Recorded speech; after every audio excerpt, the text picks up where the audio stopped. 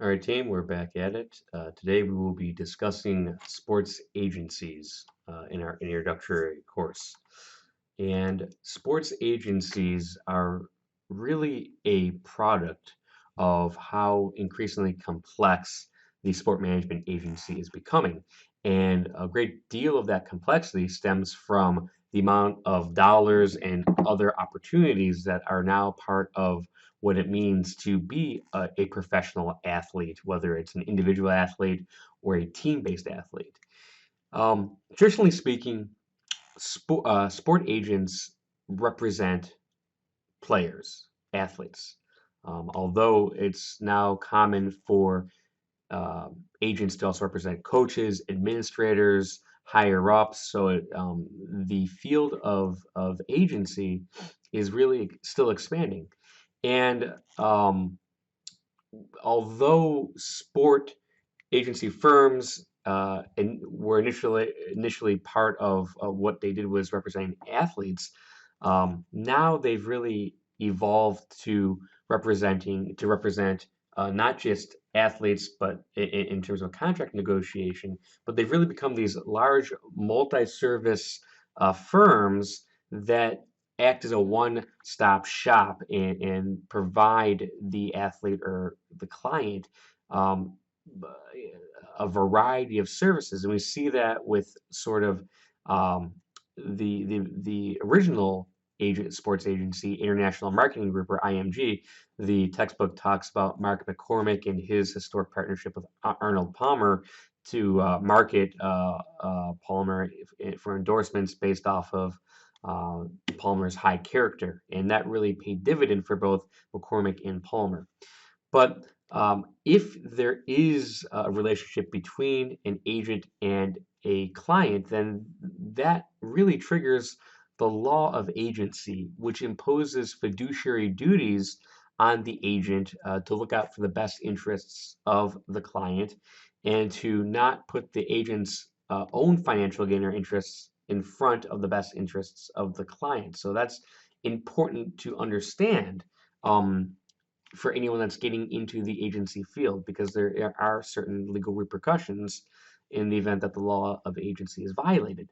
On top of that, anyone who's looking to explore a career within agency should understand that this is a very competitive business. If anyone has seen the movie Jerry Maguire back from the late 90s, certainly the movie opens up with the main character getting fired, being pushed out the door because of competition within the firm, and then the rest of the movie, McGuire has to fight with other agents trying to swoop in and take his clients. So it really is emblematic of the level of competition that has only grown over the years. There's not a high amount, there's not a lot of clients. The pool is very low because, of course, only a fraction of the people out there who want to make it pro actually end up going pro, and that makes the competition even harder. So many agents out there really don't even have clients. You look at the website of the players associations, whether it's the NFLPA or the NHLPA, etc., and certainly it will show you what agents are registered with these players associations because agents need to register, but that doesn't mean that they actually have clients. And usually a smaller percent of agents are the ones that have most of the clients. And sometimes, as we've seen in the past, these agencies and these agents will consolidate and create Uber agencies, which we'll talk about shortly. But in terms of the history of sports agency, C.C. Pyle, as the textbook says, he was credited as one of the first sports agents, and really up until the latter portions of the 20th century, uh, using an agent as part of negotiations was frowned upon, and sometimes teams would outright refuse to even negotiate with a player who had an agent. But as we'll see very shortly, some of the some of the wins that the players associations are able to wrestle away from the leagues and allow players to become free agents, to increase the amount of money that they're paid, to have retirement. These sorts of wins by the players' associations open the door for the role of the agent. So, in addition, we also see the prevalence of agents in individual sports, as Mark McCormick uh, did with Arnold Palmer in the 1960s. So factors that influence growth within the sports agency field, as I just mentioned, the evolution of players associations and winning gains for their membership through collective bargaining, which we talked about previously, sort of where the players' representatives meet with management representatives and negotiate an agreement that's going to be governing the relationship between the players in the league. This mechanism helped to not only win gains for the players, but also make things more complicated. Part of the collective bargaining process was the demise of the reserve system, which prevented players from um, being able to negotiate freely with other teams, other than the one that actually owned their rights. But once the reserve system was gone, of course, increased competition meant increased salaries. And with increased salaries and money, of course, that meant that there needed to be um, uh, uh, advice on how to deal with the tax consequences and help with financial planning due to these increased salaries, which of course called into uh, into question who was going to provide that, and agents and agencies have stepped in to fill that void. Development of competing leagues also created competition for players and thus increased salaries, so salaries go up. And then, sort of, this cottage industry that we've seen be established over the last few decades that offer athletes a range of endorsement opportunities as well as opportunities to participate in entertainment and television and even music. So, we've seen crossover appeal for some athletes. So this increasing complexity really helped to um, make it so that players needed the trusted counsel and advice of a knowledgeable person who had their best interests in mind and would serve as their advocate, and that was the agent. So all of these sort of gains in terms of players associations helping with salary arbitration through the and helping with free agency with in the Andy Messersmith decision. So all of these things really helped push agents into the spotlight. And this really got off the ground in the 1990s, where we saw the creation of these Uber agencies, which was the convergence of entertainment and sport. We had larger firms buying up smaller firms like SFX and Octagon. Ultimately, worked to create these Uber agencies that were going to be a one-stop shop. And although there was some unforeseen circumstances and issues that arose, which was internal strife and competition between the different pieces, the different divisions within the firm, led to firms being broken back up and different departments being bought and sold. IMG sold part of their agency and to focus on other opportunities, SFX, the list goes on and on. And then in 2000s, we saw the rise of a creative arts agency, sports, CAA Sports, and then also Wasserman Media Group, which also had a part of, which was also focused partially on representing athletes. So this really drove up the price of these agencies. So, for example, WME, I believe it's William Morris Entertainment. Don't hopefully I'm saying that right, but they ended up acquiring another company in the 2000s for $2.3 billion. Actually, this was in 2013, so fairly recently, but lots of money, lots of sort of buying and selling and strife and harmony within sports agencies, and that were seeking to have these Uber agencies, which we'll talk about, which would be the one-stop shop and would allow them to service their clients. They wouldn't have to go anywhere else. There's also sports agencies who represent individual athletes, and CAA, I'm sorry, IMG has really moved on to focusing on individual athletes and coaches and other opportunities.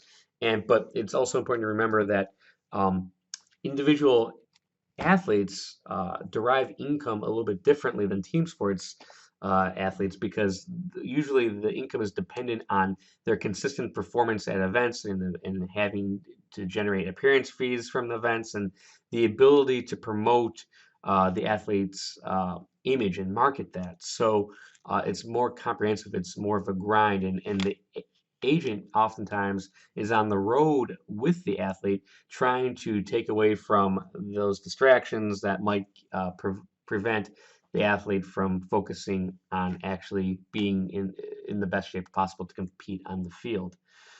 We also it also should be mentioned that large firms who do individual sports are usually vertically integrated. They're focused on all aspects of the sport. So sometimes the agency can actually own the event that the individual athlete is playing in while also representing the athlete.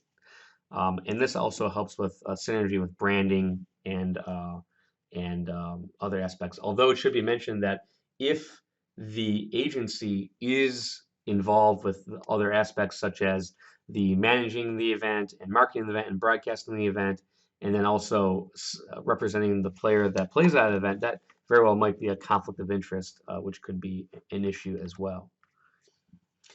So over time, we have also seen sports agencies gravitating towards representing coaches and management, like I said. And this is partially due to the fact that coaches and general managers are becoming increasingly more attractive. They're demanding more salary, and they act. There's increased job movement, and they are now kind of being groomed and viewed as the modern day CEO. So coaches like Bill Belichick and Jim Harbaugh are being paid vast sums of money, and because of the increasing complexity of coaching, as well as the ancillary aspects, coaches and upper level management also need someone to consult with who has their best interests in mind. There's three different models that the textbook talks about in terms of firms.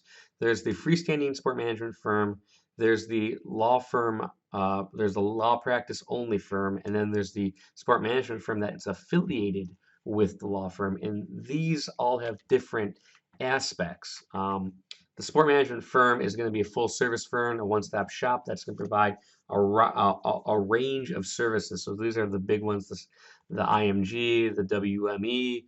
Um, these are trying to provide services from inception to graduation. So providing training to the athlete before they get drafted, and then the contract negotiation, and then financial services, marketing opportunities, branding, et cetera, and then helping them to transition to retirement and other sorts of opportunities outside of their sport once they are done playing the game. Law practice firms are only firms that are going to focus on legal aspects. So it could be elements of contract negotiation or wills and trusts, but not managing finances or managing marketing opportunities and things of that matter. Then there's a sport management affiliated firm that doesn't do the law work, and they affiliate with a law firm. So sort of doing the work of a one-stop shop, but farming some of that out, and maybe there's an association or relationship between the law firm and the sport management group. It's also worth asking whether or not the firm is going to be a large scale firm or or I'm sorry, a small scale firm or a conglomerate. And of course, there's different aspects of them. If it's a small scale firm, usually it's a boutique firm, and they represent um, athletes usually in one sport and focus on one or two services. So just really a niche aspect.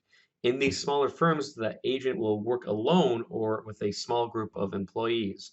But and this really has pros and cons. So the pro is, of course, that the athletes are going to receive increased attention by the firm because it's only, there are less clients, and there that will show the that the client is actually a priority for that boutique firm, and that they're actually being represented by the person that they actually contracted with. So it's again more personalized attention. But the con, of course, is that they that the boutique firm or solo agent probably cannot offer as many services as a large conglomerate firm. So a conglomerate firm is going to be that one-stop shop, and the conglomerate is going to represent many athletes in a broad range of sports, and it's going to be that, as I said, the pro is going to be a one-stop shop, meaning that they can do everything from inception to retirement, and there's probably going to have more history and reputation. There's going to be other agent or other athletes that are part of that firm, et cetera, et cetera. So someone who signs with this firm, a conglomerate, is going to come in with a little bit more credibility because they're going to have the whole weight of the conglomerate behind the athlete. But so this sounds great. So why would an athlete go with a boutique firm? Well, the con is unless you're the cream of the crop, um, the athlete's going to have to compete with a large stable of other clients, and the athlete very well might feel like that quote unquote small fish in a big pond. So you're not going to get that personalized attention. But let's say that an athlete does figure out what type of firm they want to go with.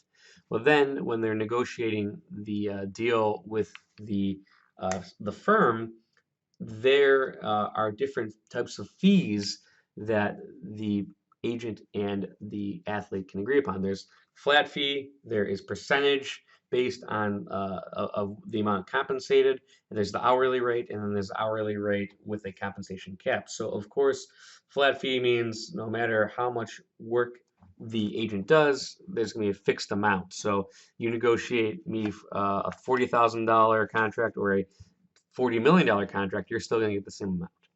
The percentage of the compensation method is usually what a lot of agents do. It's there is the players associations have caps on the amount that the agent can make, but that's just a percentage of whatever the athlete brings in. So could be between 1 to 5%, but sometimes the amount or always the amount is capped at a percentage at a certain amount, and that's regulated by the Players Association. But marketing and endorsement deals are not really regulated, and those can have a higher percentage. Um, the hourly rate is popular in the sense that the player is only going to pay for the amount of time that the agent spends, and that's shown to be pretty economical. And then there's an hourly rate with a compensation cap, which shows the sort of uh, upper limits. Now, sports agency firms, in terms of fees, players associations, like I said, limit the amount of the agency fee, and because there's limits, there's also competition between agents in terms of the ceilings and what they're willing to accept. So agent fees might fall between 2 and 3% due to competition. And like I said, the limitation is usually only for the total amount here. So let's see here.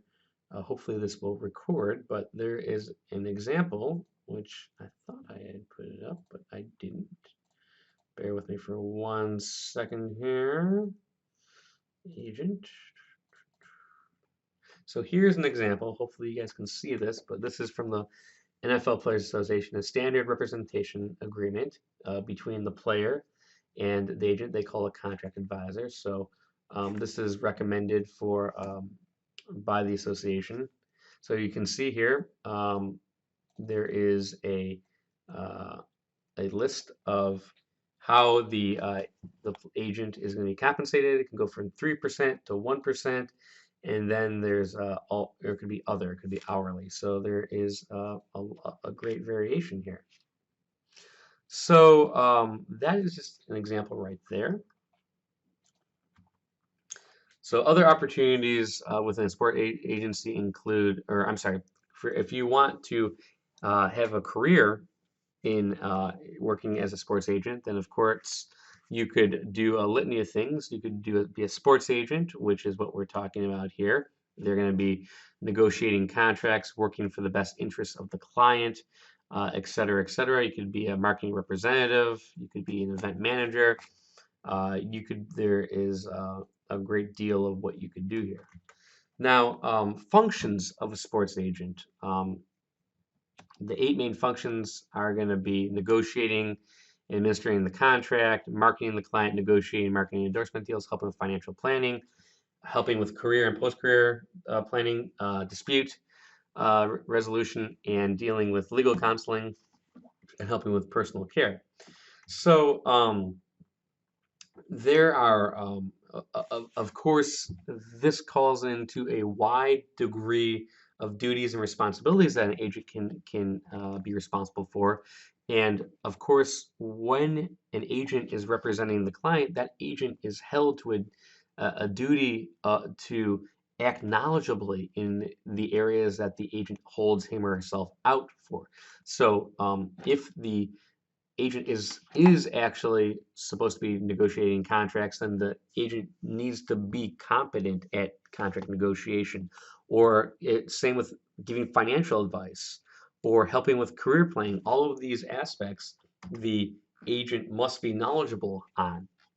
So, like I just said, in order to be knowledgeable, the agent must understand the rules of the sport, as well as the collective bargaining agreement, the regulations for the Players Association, understand the league constitution, and the common practices of the sports governing body. So this is not a low threshold to meet. It's very important.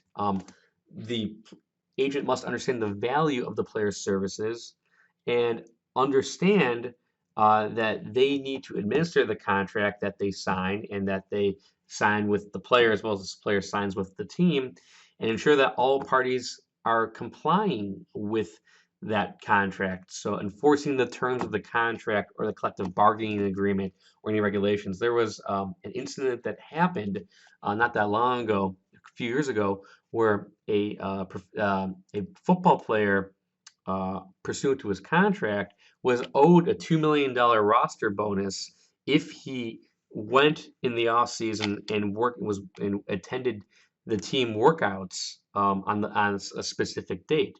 But the agent did not notify the player of this roster bonus that would be owed to him of $2 million, only in the event that this event happened.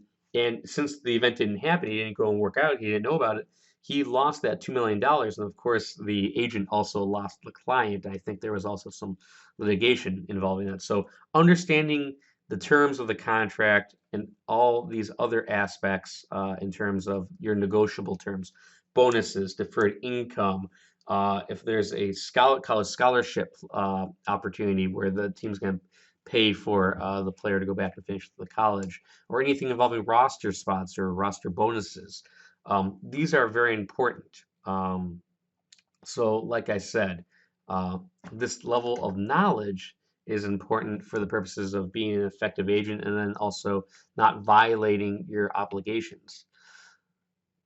When negotiating a contract, of course, that agent must be familiar with the nuances of the sport that they are representing the player in, but then also any sort of amateur aspects or anything with NCAA governance, bylaws, et cetera, et cetera. And this, of course, is important because the agent doesn't want to run afoul of federal, state, local, private rules, such as paying players any sort of impermissible benefit when they're still an amateur. So this is important. And then in terms of a contract, um, understanding the duties and responsibilities of the sides in the contract, how long the contract will run, what constitutes termination for cause and not for cause in the contract, and the difference between cause and not for cause is that if a team terminates a contract for cause, that means that the player no longer gets paid. So these are very important aspects. In terms of marketing, the agent must be able to understand what the market is for the athlete's current image in their marketability.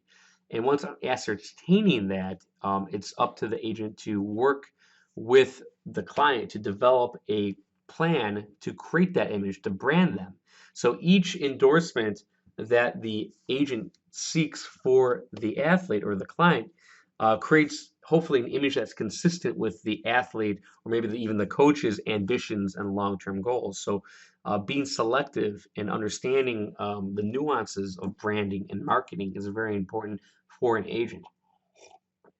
Understanding who the core demographic for that athlete might be. So we need to keep in mind that the client's goal or that the client's career is probably going to be short-lived, and therefore the public persona and opportunity to bask in the limelight is also short-lived. So given the fact that an athlete can only make so much money with salary, understanding the um, value of marketing and the freedom is going to be very important because it's outside of the constrictions of the team. So again, the agent must not seek out any sort of opportunity that is not in the best interest of the client or against their wishes. Must do things that are consistent with the best interest of the client. So when negotiating endorsement contracts, uh, the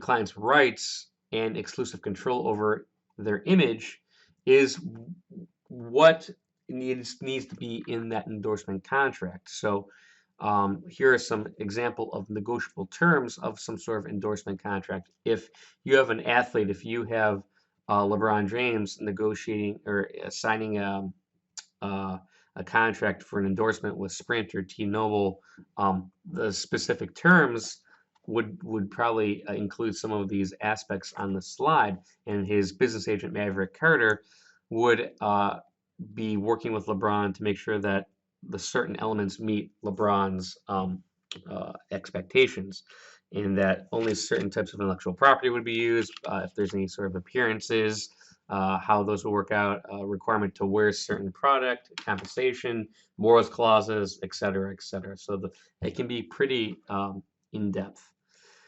In terms of financial planning, an agent really needs to help with shoring up the client's finances. And this really covers banking and cash flow and other aspects involving investments, estate planning, dealing with risk management. And this is really where it's important because many agents are not going to be qualified to really give meaningful advice and effective advice because financial planning is difficult and it's very nuanced and understanding the ebb and flow of the market. So sometimes we'll see agents get in trouble with the law or with the client for not engaging in uh, financial planning at a level of competence that is expected of an agent who does financial investments, or we've even seen outright theft of client financials or client funds.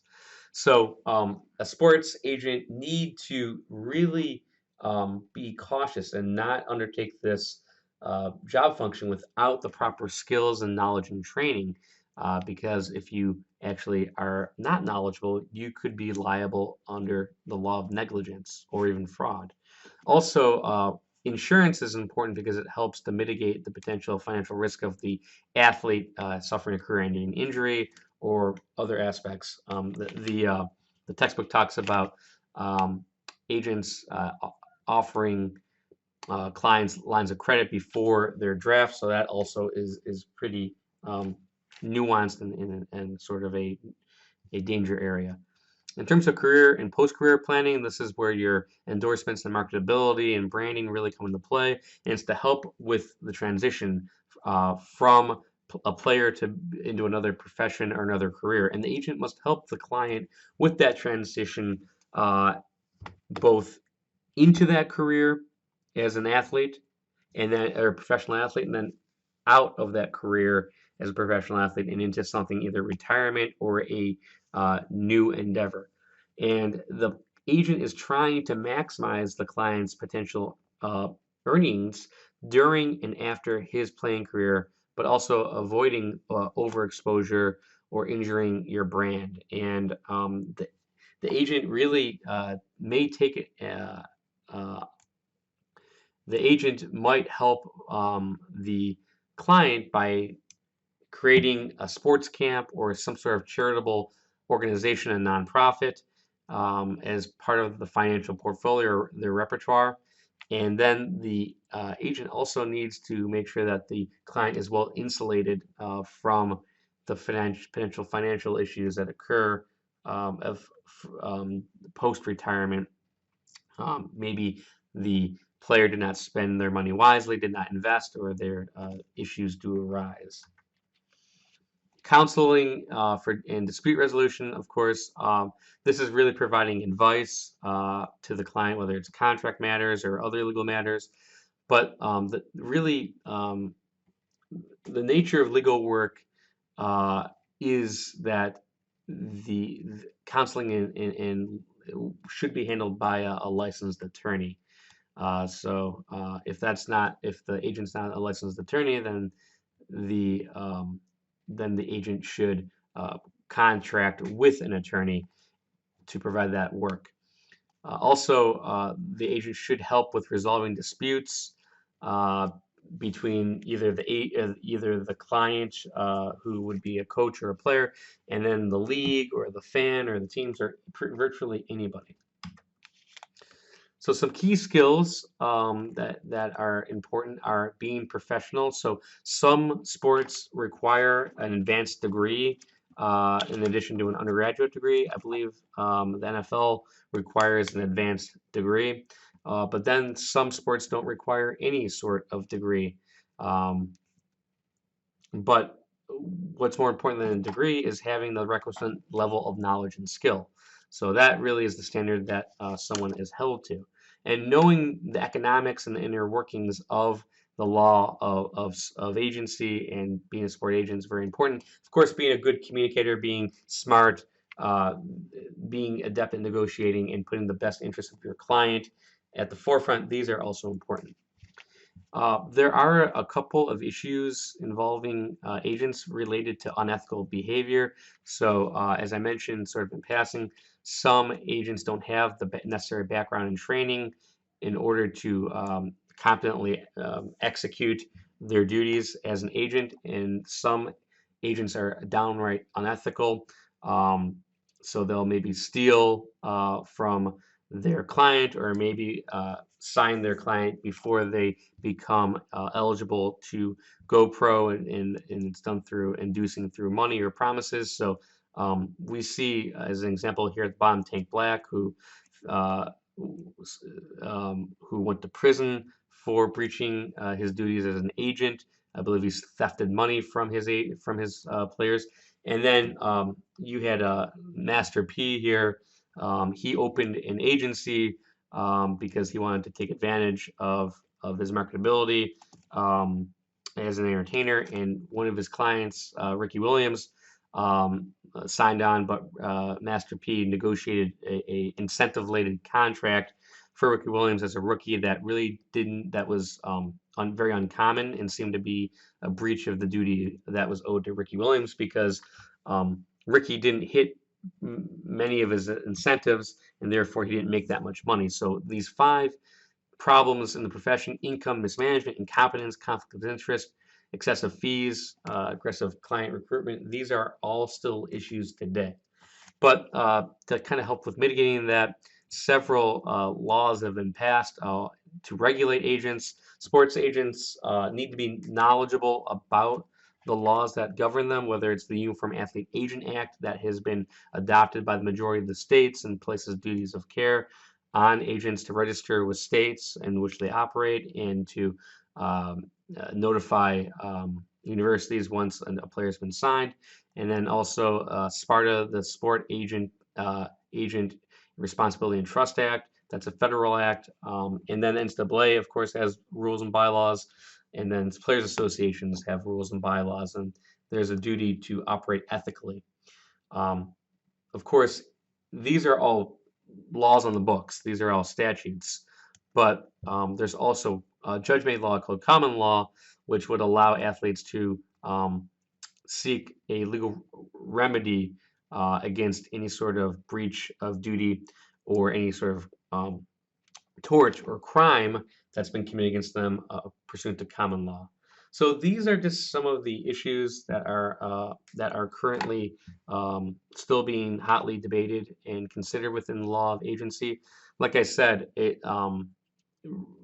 sports is big business, and because it's big business and complicated, it requires agents to be knowledgeable and intelligent and also ethical and abide by their duty of care.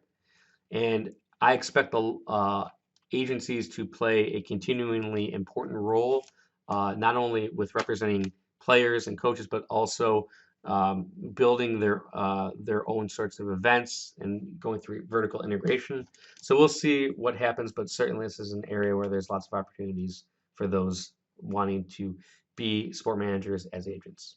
Thank you. I look forward to continuing the conversation offline.